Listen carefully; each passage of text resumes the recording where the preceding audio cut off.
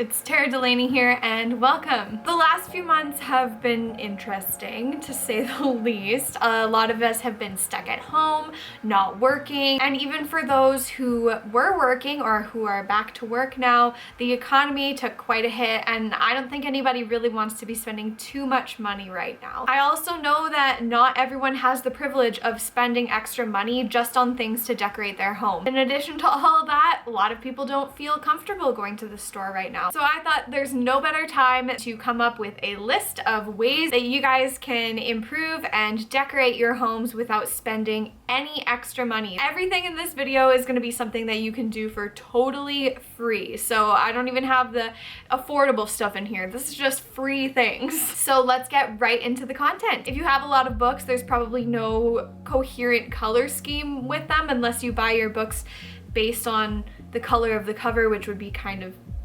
different, but you know, to each their own. Some people solve this problem by turning the books around so that the spine is facing the back and you can only see the pages, but you can't see what book you're trying to read. So what I like to do is to take off the book jackets. So I know this is going to be a little bit controversial for some of you, but trust me when I say that by the time you have a book in your home, the jacket has already done its job. Really what it's doing is protecting the real book cover that's inside, and I think, what is the point of protecting it if we're never going to see it?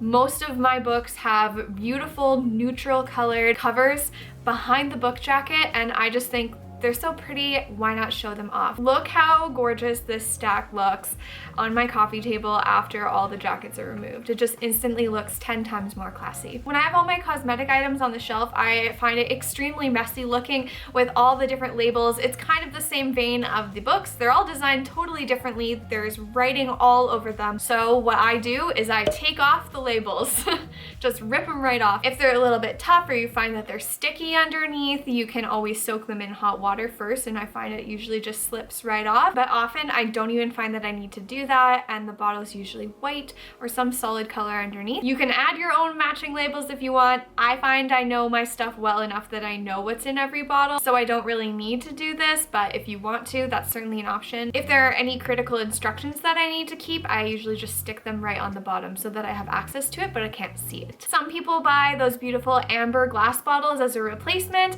but since this is a video about things you can do for free, we're gonna put that off to the side right now. It does look beautiful, but this way you don't even need to buy anything new. You can just use the bottles you already have. I'm just gonna call this whole next section art because I have so many ideas for this that it could literally be its own video, but I'm just gonna touch on some of the more unique ones, I guess. Obviously, this is a great time to get super creative with your own artistic abilities and maybe some abstract stuff, but I'm gonna leave that stuff out of this video. And of course that has endless possibilities, but these are just ideas that you don't need any art supplies for. So for this first one, all you need is a pen and some paper, and then a frame or whatever you want to put it in. You can always go online on YouTube. There are tons of free resources where you can learn some beautiful calligraphy, pick up a new skill, and draw some beautiful word art like I did. If you don't feel like spending time on that or don't trust your artistic abilities, you can also go onto a free website like Canva or even just Microsoft Word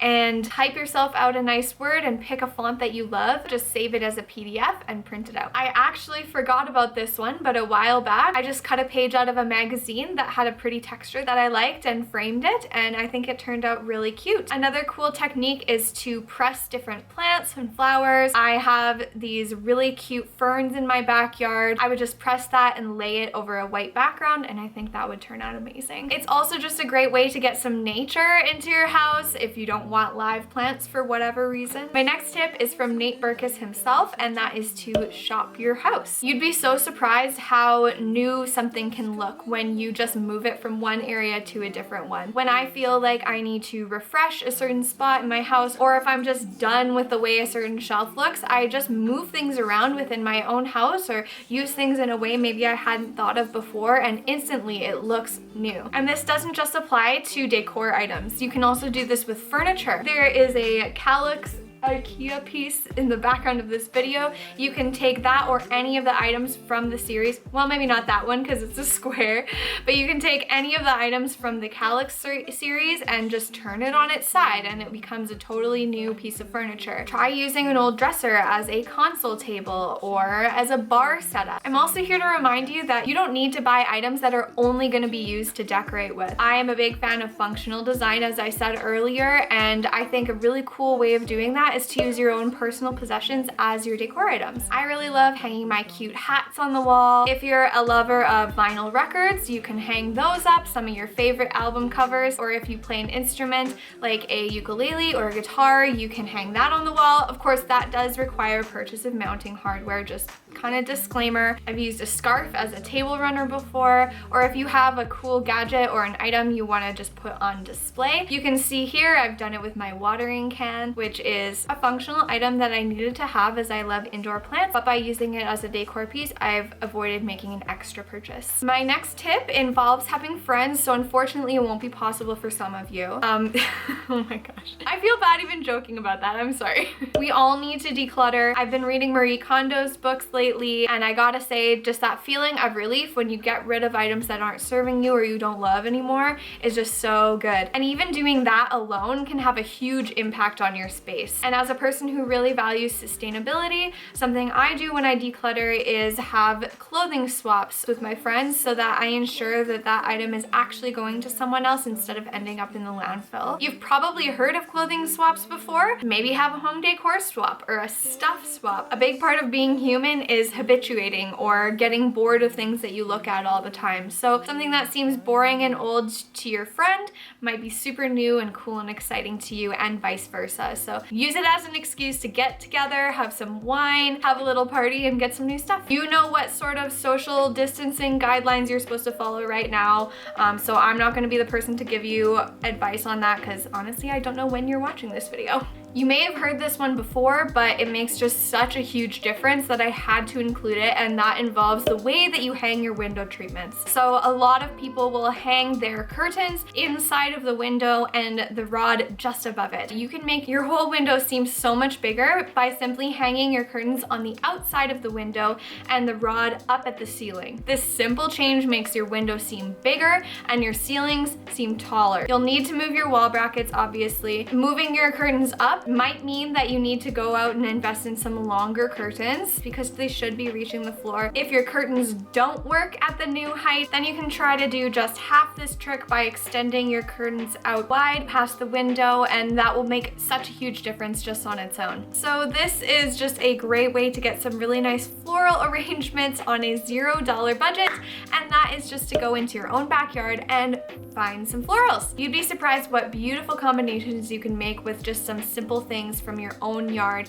Grab a bunch of greenery, a bunch of flowers, or whatever you have and see what you can make. I'm going to be doing a collab coming up with Phoebe from Blossoms and Bubbles, which I will link down below for you, and she's gonna come help me teach you guys how to create your own flower arrangement from grocery store flowers and other inexpensive sources. So if you have some in your backyard, then you can use those same tips in the future and make those arrangements for free. But right now, just use your own intuition and see what looks good. The next tip is to consolidate your items. Sometimes it's unavoidable to have just a bunch of random things gathered up on a shelf somewhere. Obviously, you need a place to put these items, but I think that it can just elevate the appearance so much more if you consolidate them onto a tray or something like that. It makes it look more purposeful. If you don't have a tray, I actually did this one with a placemat that I already had in my house. Something that you already own might work perfectly well in that situation. This one's a little bit too big for the space I put it in, but